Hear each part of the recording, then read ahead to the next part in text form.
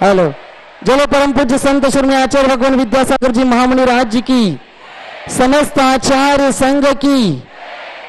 सोसकुट जिनाले में एक प्रतिमा जी 2,02,000 की आप दे सकते हैं। उसी के साथ सोसकुट जिनाले में जो वेदी बनने वाले उस वेदी के लिए भी 1,11,111 रुपए की राशि रखी गई है।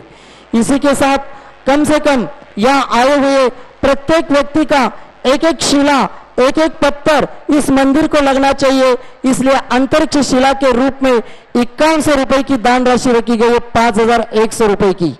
उसी के साथ समोशरण शिला के रूप में 2100 रुपए की दान राशि रखी गई है।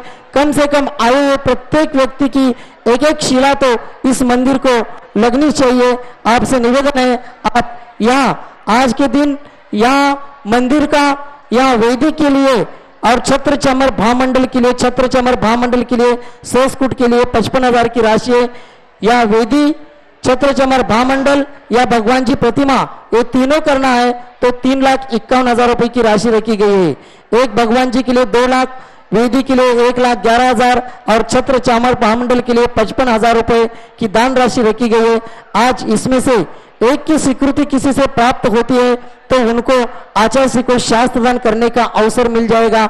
आचार्य को शास्त्र दान करने के लिए आप यहाँ आपका नाम भेज सकते हैं और आचार्य को शास्त्र दान कर सकते हैं। विनोद, दीपक, दिनकर, खोबरे परिवार, पाचोड निवासी, इन्होंने आज के दिन सोसकुट जिनाले के लिए 2,02,202 रुपए की राशि की स्वीकृति दिए। वे आए और आचार्य को शास्त्र दान करें। ममता, विनोद कुमार जैन, आकाश, रीमा, इन्होंने धर्मशाला के लिए दिल्ली निवासी, इन कृष्णानगर दिल्ली, इन्होंने धर्मशाला में एक कमरे के लिए 2,51,000 रुपए की दान राशि की स्वीकृति दिए। वे भी आए और आचार्य को शास्त्र दान करें। आशीष जैन, रूपाली जैन, पूना निवासी, इन्होंने छत्र चमर भामंडल और वेदी प्रतिमा जी, इसके लिए 3,51,000 रुपए की दान राशि की स्वीकृति दिए। वे भी आए और आचार्य को शास्त्र दान करें। हुकुमचंद, राजीव, संजीव चौधरी, ललितपुर निवासी, इन्होंने 1,11,111 रुपए की दान स्वीकृति वेदी के लिए दिए। वे आए और आचार्य को शास्त्र दान करें। मयूर, प्रमोद, कालेगोरे, ब्रह्मचरी, स्वप्निल परिवार, इन्होंने भी वेदी के लिए 1,11,111 रुपए की दान राशि की स्वीकृति दी है। वे भी आए और आचार्य को शास्त्र दान करें। हीरा देवी, मोहनलाल गंगवाल, श्रेया सेठी, संगीता गोदा, गुवाहाटी, इन्होंने भी आसाम निवासी, इन्होंने भी 1,11,111 रुपए की वेदी के लिए स्वीकृति दी है। वे भी आए और आचार्य को शास्त्र दान करें। सुशील कुमार जैन के स्मृति में जिनेश कुमार, नीरज जैन,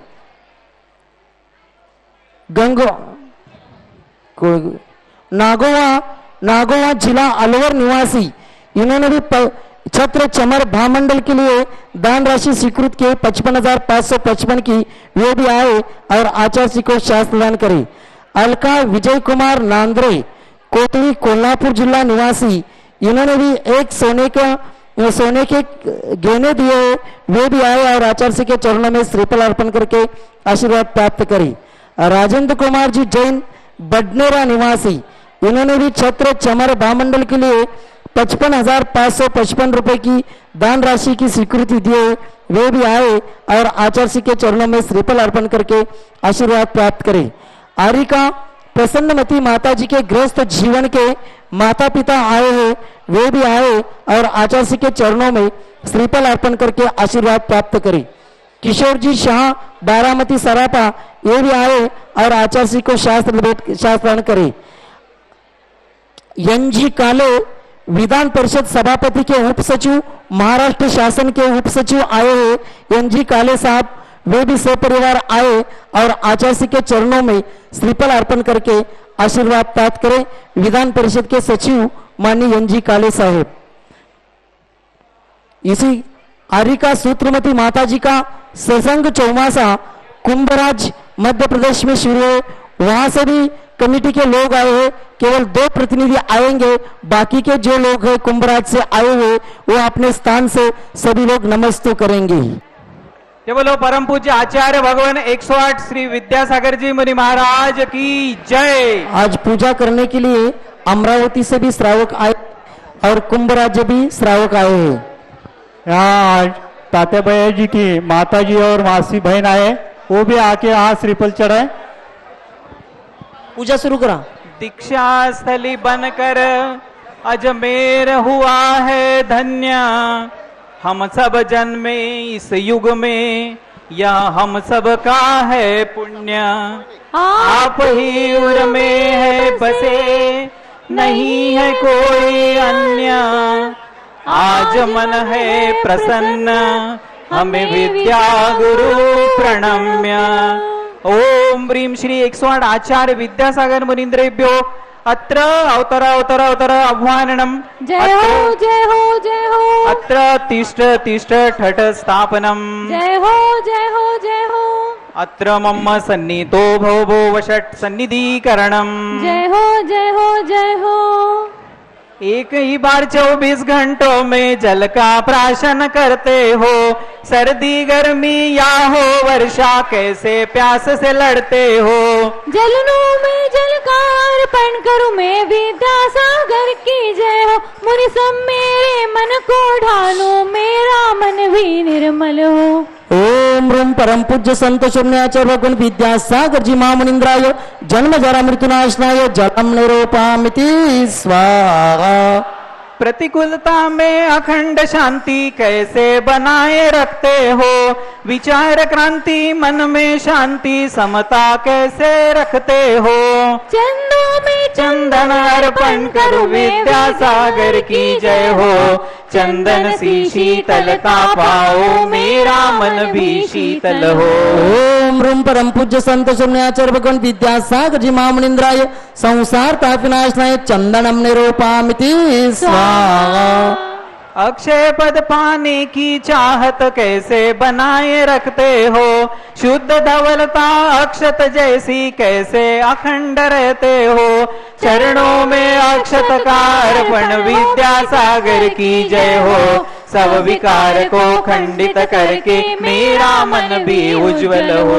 ओम ह्रीं परम पूज्य संत शून्याचार्य भगवान विद्यासागर जी महामुनीन्द्राय अक्षय पद प्राप्त अक्षतम निरूपामिति स्वाहा। हो चरणों में पुष्पार्पण करूं मैं विद्यासागर की जय हो, कामवाण से मैं बच जाऊं मेरा मन भी सुंदर हो। ओम ह्रीं परम पूज्य संत शून्याचार्य भगवान विद्यासागर जी महामुनीन्द्राय कामवाण विनाशनाय पुष्पम निरूपामिति स्वाहा। आहार इसलिए लेते हो कि रत्न त्रय का पालन हो, रसनेन्द्रिय पर इतना संयम कैसे बनाए रखते हो। चरणों में चरणों करूं विद्यासागर की जय हो, क्षुधा रोग से मैं लड़ पाऊं पर मेरे संयम हो। ओम ह्रीं परम पूज्य संत शून्याचार्य भगवान विद्यासागर जी महामुनीन्द्राय क्षुधारोग विनाशनाय नैवेद्यम निरूपामिति स्वाहा। मोह को छोड़ा माया छोड़ी मुक्ति पथ के राही हो, अपने मन में ज्ञान का दीपक कैसे जलाए रखते हो।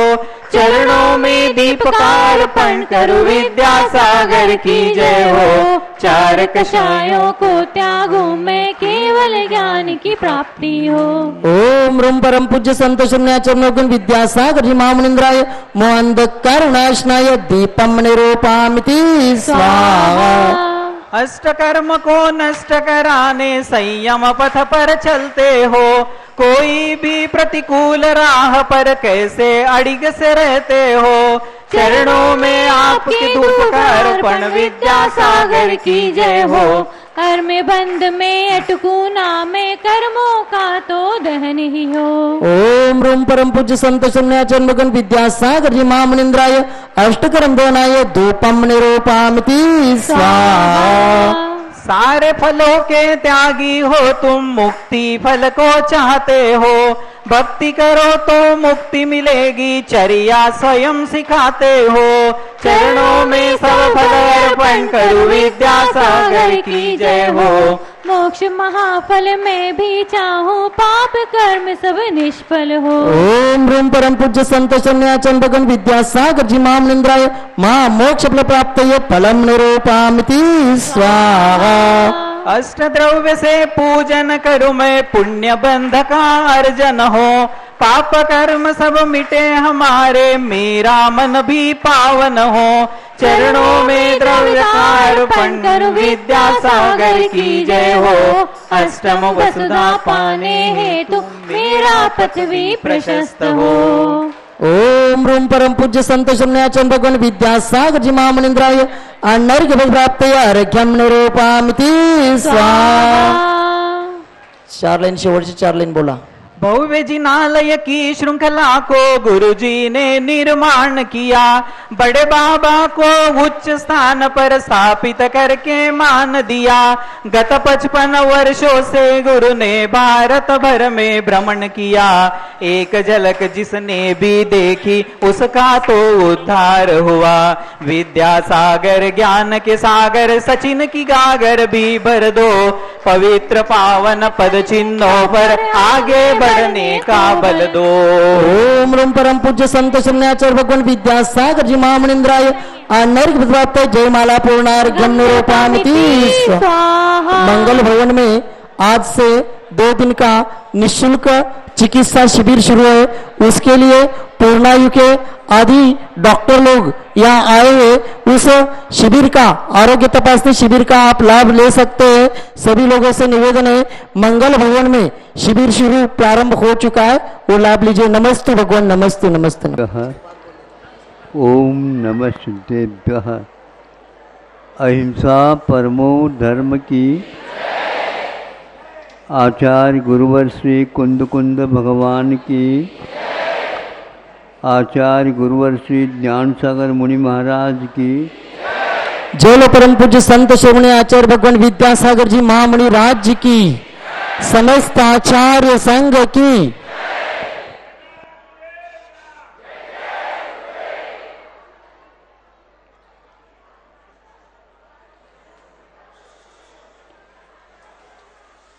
कहीं कहीं पर मंथन से नवनीत निकलता है, यह व्यापक रूप से अर्थ निकाला जाता है।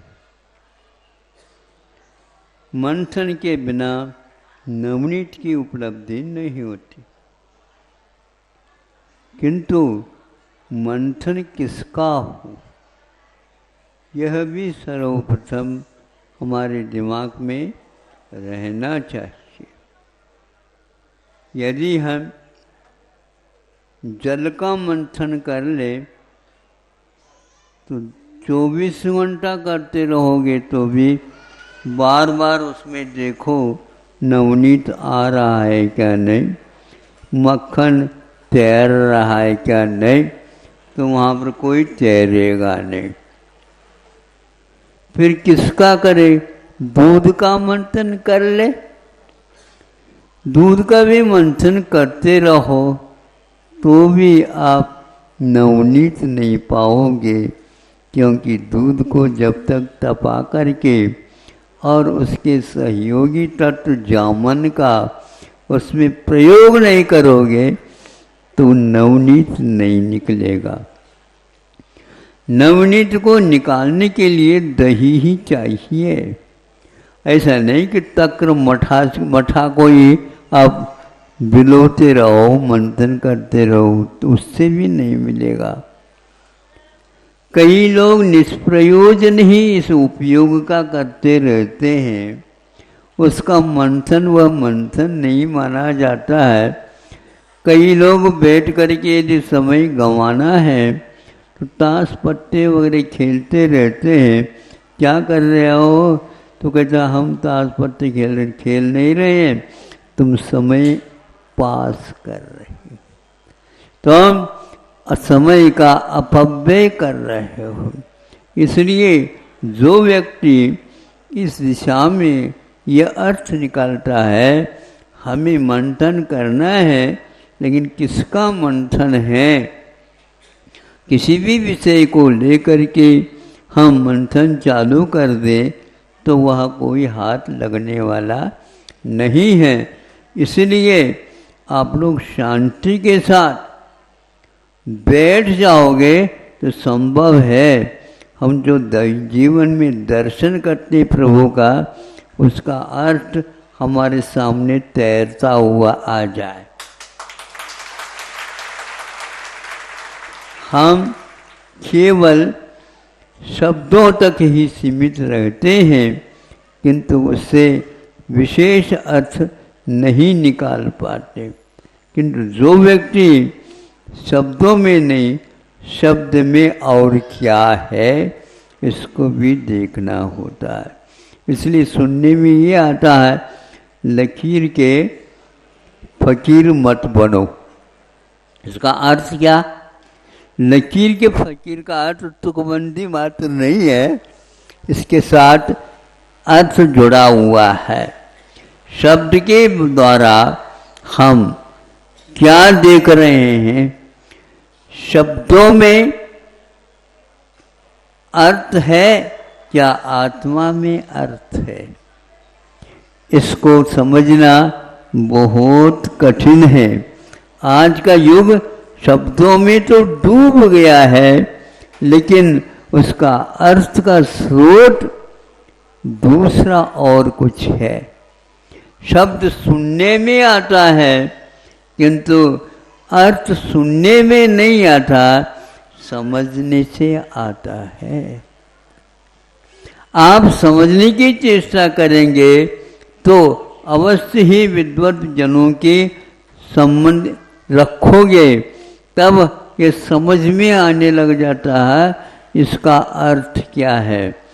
किंतु यह भी पूरी यात्रा शब्द की नहीं है, किंतु वह यदि इसका तात्पर्य क्या है, प्रयोजन क्या है, ये देखेंगे तब शब्द भी गौण होता है, अर्थ भी गौण होता है, भाव विशेष होता है, जिन भावों के माध्यम से हमें उन वस्तुओं का आलोड़न करने का सार्थकता अवश्य पड़ती है।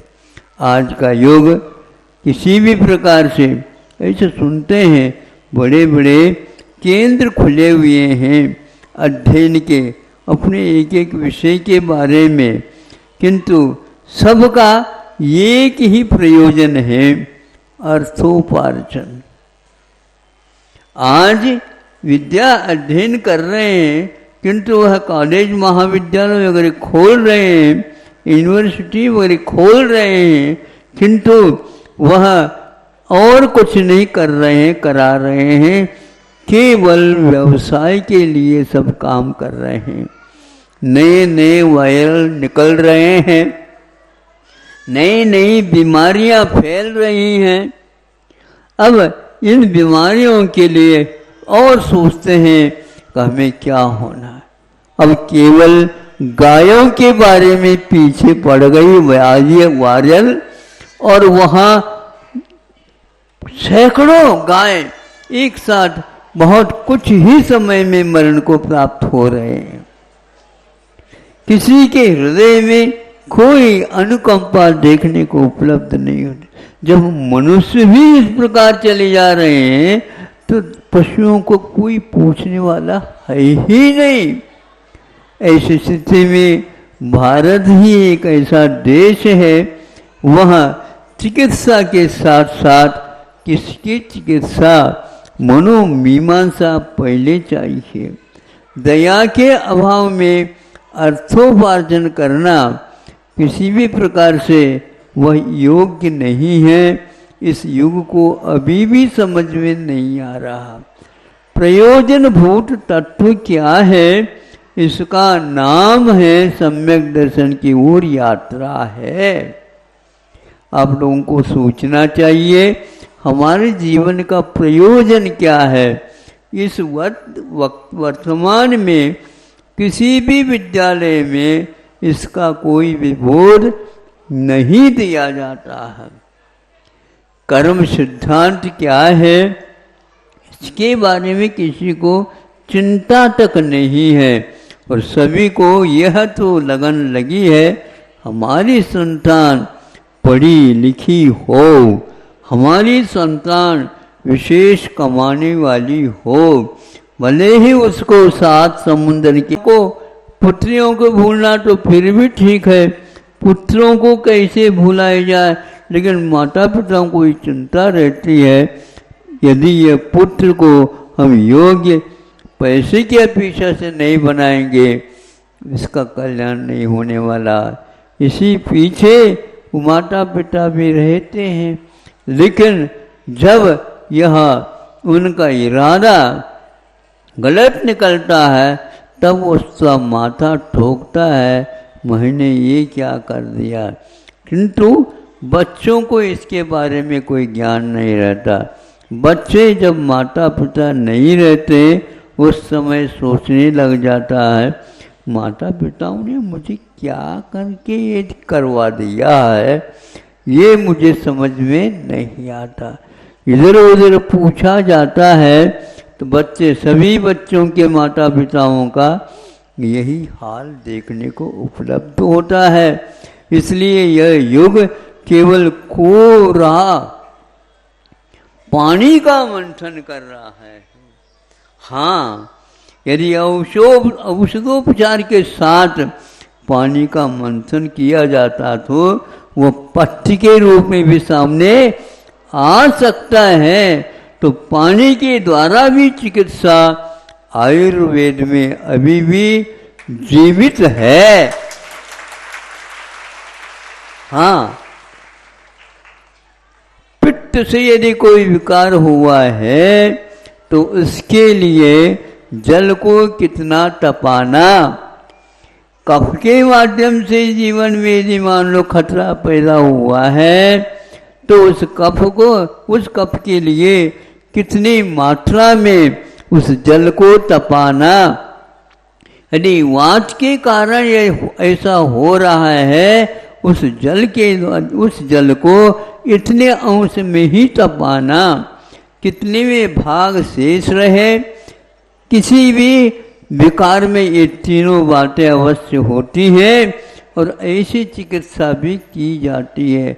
औषध के बिना चिकित्सा तो यदि होती है केवल शुद्ध और अपने आयुर्वेद में ही है, अन्यत्र कहीं नहीं है। किंतु यह आयुर्वेद आज वर्तमान में भारत तक भी सीमित नहीं रहा, सिकुड़ता जा रहा है। ऐसी स्थिति में अब जितनी भी दवाई करो, जीवन पर्यंत दवाइयों के बीच में भी रहो, तुम्हारी चिकित्सा होने वाली नहीं है चिकित्सा। इसलिए अब तो आंखें खोलो। ऐसे गायों को मौत हो रही है, अभी विश्व में ही ये चिंता फैल गई। महाराष्ट्र में भी उसका प्रवेश हो गया बताते हैं, और हरियाणा में, पंजाब में भी इसका फैलाव हो गया। देखते देखते ही 1-2 दिन के भीतर अच्छे नस्ल की गायें भी नीचे धड़ाम से गिर रहे हैं। उसके लिए फूले फूले हो जाते हैं शरीर में, उसमें से खून निकलना प्रारंभ हो जाता है। ये किसके वजह से हो रहा है, या तो भगवान जानते हैं या तो आयुर्वेद ग्रंथ जानते हैं। इसके लिए दवाई निर्माण करने की कोई आवश्यकता नहीं। दवाइयाँ यदि नहीं भी मिलती तो पानी के माध्यम से भी, और हमारे यहाँ नियम संलेखना के लिए आचार्यों ने कहा तुम पानी पर आ जाओ। यदि पानी भी आपके लिए बाधक बन रहा है तो पानी का भी त्याग करो और तुम पंच नमस्कार के ऊपर ध्यान दो। अहिंसा परमो धर्म की। चलो परम पूज्य संत शिरोमणि आचार्य भगवान विद्यासागर जी महामुनि राज जी की, समस्त आचार्य संघ की। आचार्य जी ने अभी आयुर्वेद की बात की और यहाँ आज से आयुर्वेदिक चिकित्सा शिविर प्रारंभ है।